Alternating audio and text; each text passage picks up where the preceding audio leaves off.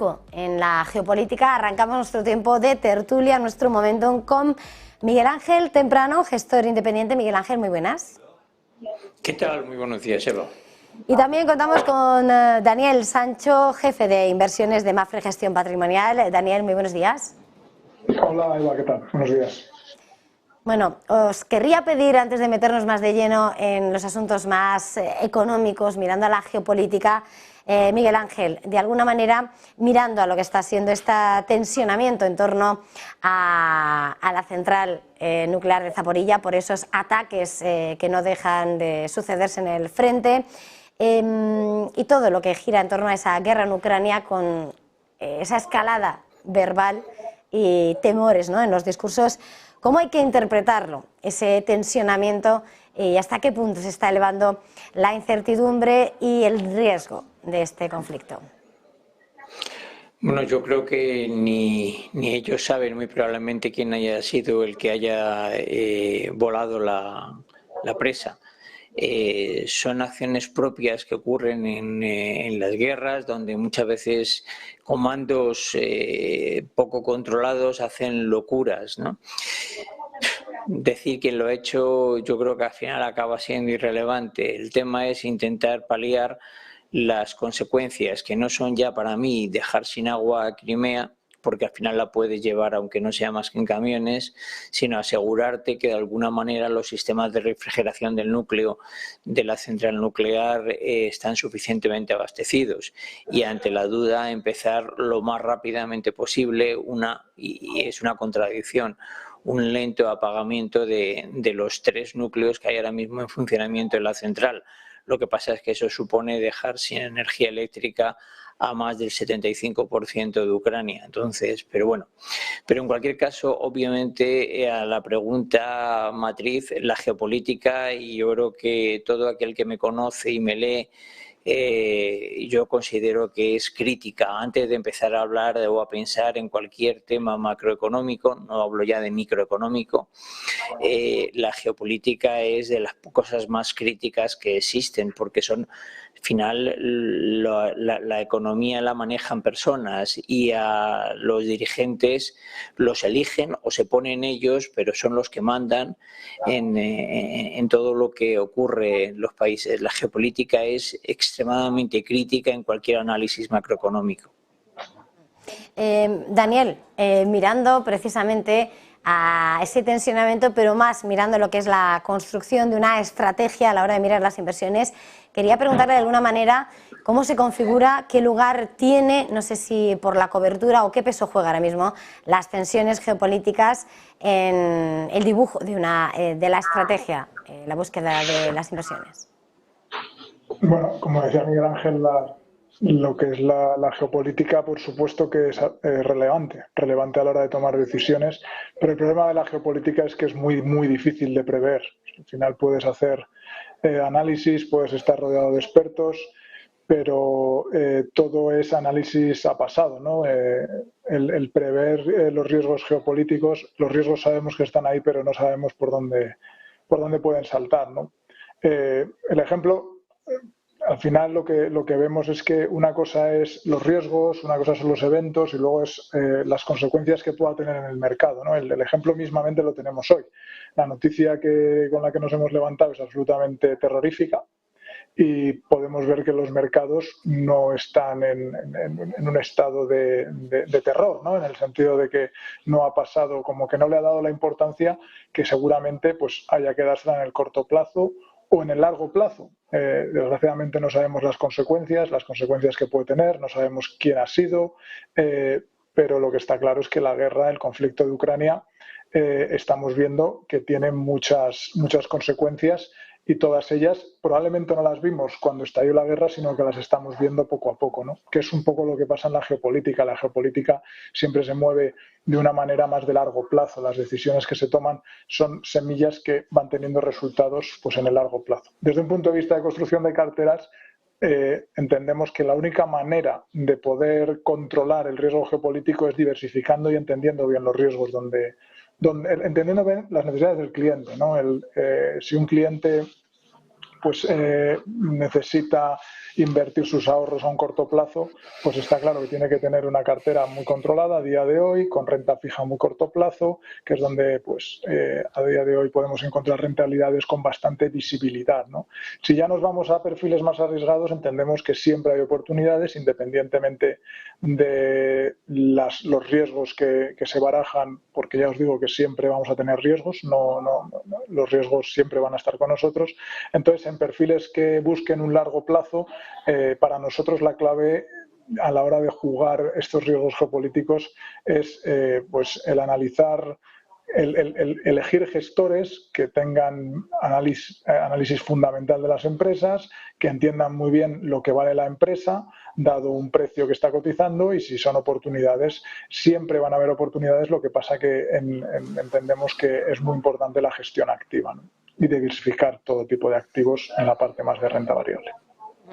Si nos detenemos también, como señalabas, las noticias, ¿no?, que van escribiendo la crónica, está claro que son las que tratamos también de ir desgranando para entender qué va a pasar con la política monetaria, que eso sí es también en el corto plazo una de esas claves que es más fácil, ¿no?, tal vez de anticipar. Hoy Klasnod, por parte del Banco Central Europeo, ha señalado cómo se ha hecho mucho, pero todavía queda por hacer. Llegamos tras esa subida inesperada de tipos en el Banco de Australia, mientras espera además movimiento de pausa en la FED. No sé, en este escenario, en este tiempo de descuento para la cita con los grandes bancos centrales, ¿cuál es el escenario que manejáis? ¿Creéis que puede haber sorpresas o está bastante escrito, al menos las próximas decisiones? Miguel Ángel. Viendo lo que han hecho durante todo este tiempo, yo creo que es una predicción más que un conocimiento. Yo lo he dicho por activa y por pasiva, que creo que las medidas que se han tomado sobre el alza a esta velocidad de tipo de interés era un gravísimo error. Lo dije mucho antes de lo que se destapase el problema de los bancos regionales americanos. Creo que se estaba drenando la renta disponible en una situación donde lo que estaba primando en Estados Unidos era el ahorro embolsado. Son dos maneras de atacarlo totalmente diferentes. Y luego que en Europa, pues una vez que hemos ido a rebufo, porque lo que intentábamos era, dado que nosotros teníamos un shock de oferta y no de demanda como los americanos, que nos provocaba inflación, pues que lo que había que hacer inicialmente era ir a rebufo de ellos para sostener nuestra moneda, dado que era en la que pagábamos en dólares, era la manera en que pagábamos la energía, que era precisamente lo que generaba el shock de oferta. Una vez que la moneda ha sido sostenida y además que el precio de la energía se ha contenido, no le veo sentido a seguir subiendo los tipos de interés, porque lo que se está hablando es que no, de esa manera bajamos la inflación subyacente. No, la inflación subyacente hace muchísimo tiempo que la tenéis descontrolada y se os ha olvidado que la herramienta que tenéis que utilizar, que ahora resulta de que a lo mejor ya no la podéis utilizar porque durante 10 años no lo habéis hecho, que es reducir la masa monetaria en circulación, o como le queramos llamar, la oferta monetaria, el M2 o inclusive el M3, no lo habéis hecho. Pero el problema está en que vais a meter en un gravísimo problema a muchísimas ciudadanos, olvidándoos de que es vuestro único accionista. Entonces, yo estoy muy contrario a todo lo que están haciendo ahora mismo, particularmente el Banco Central Europeo. Apoyé al principio a Lagarde porque pensaba que decía las cosas de manera muy coherente, que retrasó todo lo posible la subida de tipos, que luego lo subió porque era necesario para contener la fortaleza del dólar, pero ahora no soy capaz de entender a qué viene esto. Creo que los americanos, que han generado un problemón de 3 pares de narices con su banca regional, porque nos hemos quedado en el PACWEX, pero hay una retahíla de bancos muy tocados y que antes o después volverán a ir saltando al otro. Yo en vuestro programa he puesto encima de la mesa 10.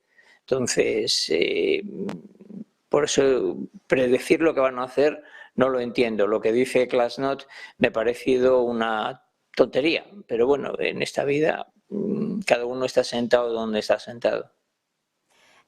¿Cómo lo veis vosotros, Daniel, desde Mafre? ¿Daniel? Creo que me dicen que estás muteado, Daniel. Sí. ¿Ahora? Sí. Perdón. No, que vamos, lo que comenta Miguel Ángel, efectivamente que esto es una subida de tipos absolutamente lo que estamos viviendo extraordinaria, y las consecuencias son difíciles de saber por dónde va a saltar, ¿no? Tuvimos el amago en marzo, principios de marzo, con la banca regional en un nombre. Por supuesto que tiene que haber ramificaciones que seguramente vayan saliendo, pero nuestro trabajo es entender un poco las oportunidades que nos pueden dar, y lo que vemos es que, bueno, esta subida de tipos de interés, que por supuesto tiene muchos riesgos, está generando ciertas oportunidades, sobre todo para los perfiles más prudentes y perfiles más conservadores, en el sentido que con carteras pues bastante, vamos a decir, con poca sensibilidad ante los cambios en los tipos de interés, con duraciones muy cortas, pues estamos consiguiendo unas rentabilidades bastante atractivas, ¿no? El producto pues garantizado desde ciertas aseguradoras ya parece que tiene más, o sea, que están empezando a coger visibilidad, y esto es una buena noticia para un inversor prudente que tiene el dinero parado en un depósito porque nunca se ha visto cómodo, y a día de hoy, pues bueno, es verdad que las cuentas corrientes no están pagando, pero lo que sí que intentamos ver desde Mafre Gestión Patrimonial es abrir esa oportunidad de que los fondos monetarios, incluso pues las garantías, no fondos monetarios, sino garantías a un plazo algo mayor, sí que se están dando ahora mismo en el mercado, ¿no? Entonces, bueno, ¿que los tipos van a subir? Pues parece que, según las declaraciones últimas del miembro del Banco Central Europeo, NOT, sí que tienen intención de subir, pero yo creo que se basan mucho en los datos, ¿no? Hemos visto el caso de Australia de esta noche, que ha subido de manera sorpresiva, pero yo vuelvo un poco a lo mismo. Es verdad que en el corto plazo nos está dando cierta visibilidad, porque es verdad que están subiendo los tipos de interés a corto plazo, ¿vale? Pero lo que no sabemos, el mercado creo que puede estar hasta equivocado en ciertas partes del mercado, ¿no? De que a poco que se frene la inflación o a pocos problemas que haya, los bancos centrales van a bajar tipos, y entendemos que quizás los tipos oficiales están altos, van a llegar a niveles altos, se corregirán, pero nunca en un principio volveremos a los niveles donde estábamos antes, que por supuesto entendemos que la subida tan brutal que hemos tenido de tipos de interés probablemente no sea lo más sano, pero tampoco era sano el tener tipos de interés cercanos al 0%, ¿no? Entonces, bueno, es algo que yo creo que tenemos que ser conscientes, podemos opinar, pero sí que están surgiendo oportunidades, y desde un punto de vista de un inversor prudente o que sea más cauto, sí que ha mejorado mucho la situación desde hace un año, ¿no? Una pregunta, porque con respecto a lo que es la política monetaria, más allá de cuál sea su éxito, está claro que al menos el paraguas es hay que combatir la inflación. Hoy hemos visto cómo las expectativas de inflación por parte de los consumidores se reducen, y sin embargo también hemos visto cómo las ventas minoristas se congelan en la tasa mensual, aunque la interanual cae en un 2,6%. Expectativas de que no va a subir más la inflación, ¿vale? Se amainan los temores. Pero está claro que lo de que vayamos a recuperar poder adquisitivo, lo estamos viendo en esas ventas, tampoco está tan claro, porque está claro que el endurecimiento se queda y está atravesando todas las esferas del ámbito económico. Mirando al consumidor, mirando lo que podemos esperar, sobre todo, luego ya cómo se traduce al PIB, ¿cuál es ese escenario que se está dibujando, Miguel Ángel? Mira, el otro día me hacía gracia porque vi en LinkedIn una persona que hacía un comparativo de cómo 3 medios de comunicación españoles escritos, 3 medios de comunicación, un escrito y una radio, hablaban sobre la inflación. Uno decía la inflación ha subido un 3,2%, otro decía la inflación se ha contenido un 3,2% y otro decía los precios han bajado, la inflación es un 3,2%. Hasta donde yo sé, independientemente de lo que el mensaje que le interese al político de turno, cada vez que suben los precios, cada vez que sube algo la inflación, los precios están subiendo y el poder adquisitivo del consumidor se ve reflejado en que baja, ¿no? Entonces, esa es la primera. El problema está en que la inflación real está subiendo mucho más, porque la inflación subyacente está subiendo, que se ve corregida en parte por el efecto nominal que tienen los valores energéticos. Pero vamos a una siguiente derivada. ¿Hasta cuándo van a poder bajar los precios energéticos? Los precios energéticos ahora están bajando no porque estén bajando el productor, no porque haya alguna otra cosa, sino simple y llanamente porque la demanda está bajando. Y si la demanda está bajando es porque la actividad cae.